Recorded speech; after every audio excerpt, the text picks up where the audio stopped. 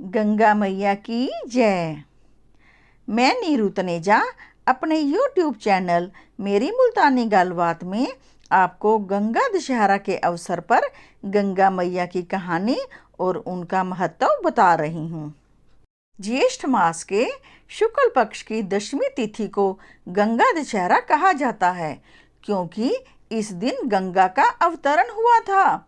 यह तिथि स्नान, दान और तर्पण करने के लिए बहुत ही शुभ है। इससे घोर पापों का नाश होता है। यहाँ तक कहा जाता है कि इस दिन गंगा मैया में स्नान दान करने से 10 पापों का नाश होता है। 10 हारने वाली यानी दशहरा, इसलिए इसे गंगा दशहरा कहते हैं। मैं आपको गंगा मैया की कहानी सुनाती हूँ। अयोध्या में सगर नाम के एक राजा थे। उसकी 2 पत्नियां थी। पहली का नाम केशनी व उनके एक ही पुत्र था अंशुमन। दूसरी पत्नी का नाम था सुमति। उसके 60,000 पुत्र थे। राजा सगर ने अश्वमेध यज्ञ करवाया। वह यज्ञ की पूर्ति के लिए उन्होंने अपना घोड़ा छोड़ दिया। इंद्रदेव ने यज्ञ में बाधा डालने के लिए घोड़ा पकड़ लिया और उसे कपिल मुनि के आश्रम में छोड़ दिया। जब सागर ने घोड़े को ढूंढने के लिए अपने 60,000 पुत्रों को भेजा, तो वे इसे ढूंढते हुए कपिल मुनि के आश्रम में पहुंच गए। वहां घोड़े को देखकर वे कपिल मुनि को चोर चोर कहने लगे। उस समय कपिल मुनि तपस्या में लीन थे, मगर सगर पुत्रों के शोर मचाने पर उनकी तपस्या भंग हो गई। साथ ही चोर शब्द सुनकर वे अत्यंत क्रोधित हो गए। उनकी क्रोधाग्नि की ज्वाला से सभी 60,000 सगर पुत्र भस्म हो गए। जब वे नहीं लौटे तो उन्हें ढूंढने के लिए अंशुमन को भेजा गया। वे भाइयों को ढूंढते ढूंढते कपिल मुनि के आश्रम में पहुंच गए।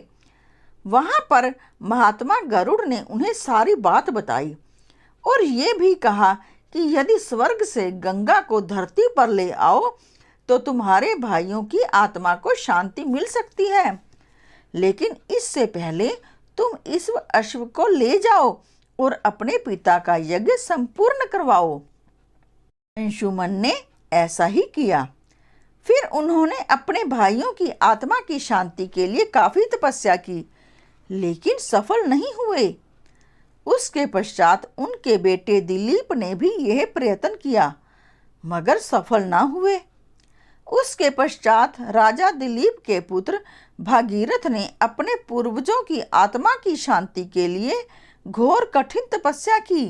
वह ब्रह्मा जी को प्रसन्न किया। ब्रह्मा जी प्रसन्न हो गए।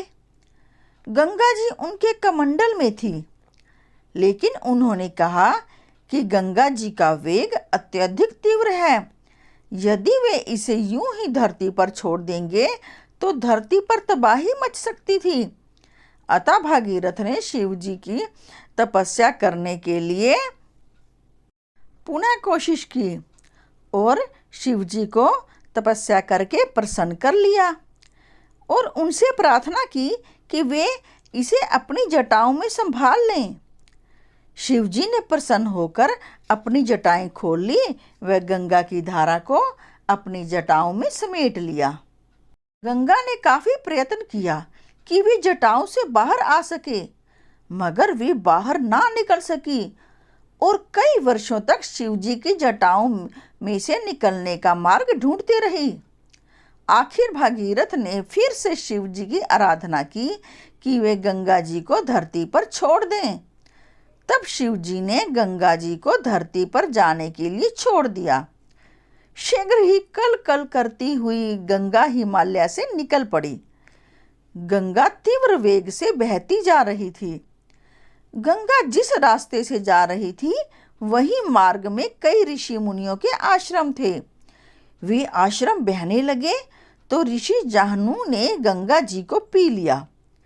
फिर राजा भागीरथ की प्रार्थना करने पर उन्होंने अपने दाहिने कान के मार्ग से गंगा को निकाल दिया। इसलिए गंगा का नाम जाह्नवी पड़ गया। जब गंगा बहती हुई कपिल मुनि के आश्रम पहुंची और सगर पुत्रों पर बहकर उन्हें मुक्ति दी, यहीं पर गंगा को एक नया नाम मिला, भागीरथ। इसके बाद राजा भागीरथ भी अपने राज्य को संभालने लगे। हमारे देश में कई धार्मिक त्योहार मनाए जाते हैं। इसी तरह गंगा दशहरा का भी विशेष महत्व है। इस दिन गंगा जी जाकर स्नान करना चाहिए। यदि गंगा स्थल पर ना जा सको तो आसपास किसी भी पवित्र नदी पर चले जाना चाहिए। वहीं पर गंगा मैया का स्मरण करके स्नान कर सकते हैं, या फिर घर में ही जल में गंगा जल मिलाकर स्नान कर लें। इससे कई पापों का नाश होता है। यह बात तो विश्व विख्यात है कि गंगा जल एक पवित्र नदी है। यह जल घर में वर्षों तक रखा जाए तो भी खराब नहीं होता। एक मनुष्य के जन्म पर भी गंगा जल की जरूरत पड़ती है। वह मरणासन पर भी यदि उसके मुख में गंगा जल डाला जाए तो उसे मोक्ष की प्राप्ति होती है। इसलिए इसे मोक्षदायिनी कहा जाता है, क्योंकि ये मनुष्य को मोक्ष प्रदान करती है। हर धार्मिक अनुष्ठान में गंगा जल का प्रयोग होता है, इसलिए इसे पतित पावनी, जीवनदायिनी, मोक्षदायिनी कहा जाता है। गंगा नदी हिमालय पर्वत के गंगोत्री से आरंभ होकर गंगा सागर तक बहती है। हमारे लिए यह पूजनीय होने के कारण इसे गंगा मैया कहा जाता है। यदि गंगा अवतरण अर्थात गंगा के जन्म पर ही गंगा स्नान, गंगा पूजा व गंगा जी को स्मरण करके दान इत्यादि किया जाए तो इससे अधिक पुण्य और क्या हो सकता है। मान्यता है कि गंगा दशहरा पर कोई भी दान अनुष्ठान करे तो वे 10 ही होने चाहिए। जैसे दीपक 10 जलाएं, फूल अर्पित करें तो वे भी 10 हों, 10 वस्तुओं का दान हो। यदि ब्राह्मणों को दान करना हो तो वे ब्राह्मण भी संख्या में 10 ही होने चाहिए। यहाँ तक कि गंगा जी में डुबकी भी 10 लगानी चाहिए, क्योंकि इस दिन को गंगा दशहरा कहा जाता है। बोलो गंगा मैया की जय।